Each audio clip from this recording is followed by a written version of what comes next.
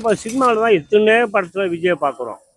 எத்தனையோ படத்தை பார்த்துருக்கோம். இப்போ நீ மட்டும் விஜய் கை கொடுத்தாங்களா? இல்லையே. இந்த ரெண்டு கண்ணை ஒரு மூக்கம் பார்க்குறது இவ்வளோ கண்ணு அது நம்ம முழுசாகவே பார்த்துருக்குமே சினிமாவில். நான் தான் நரேந்திர மோடியை பார்த்தேன். கிட்டத்தட்ட ஒரு 500 அடிக்கு அந்தாண்ட தான் நான் பார்த்தேன். நேரடியாக பார்க்கல அப்படின்னு நினச்சிக்க வேண்டியதுதான். சரி, விஜய் சினிமாவில் பார்த்து போயிருந்தேன்னா இந்த விபத்து கண்டிப்பாக நடந்திருக்காது. உண்மையிலுமே ரஜினி விஜயை எதிர்பார்த்ததோடு தான் இந்த ஒரு சம்பவம் நடந்திருக்கு. நீ விஜய் பார்க்கலான்னா உன் டயத்துக்கு நீ போயிருக்கணும். அதான் நான் சொல்கிறது. இதுக்கு விஜய் காரணம் கிடையாது. விஜய் வராது, இடையில நெஞ்சு வலிக்குது, உடனே ஆனந்திட்ட சொல்லி இன்னைக்கு என்ன வர முடியல, அடுத்த மாதம் மீட்டிங்கை ஒத்தி வச்சுருந்தாங்க. அவங்க போயிருப்பாங்க. அதுக்கு அந்த சாவுக்கு விஜய் காரணம் கிடையாது, மக்கள் தான்.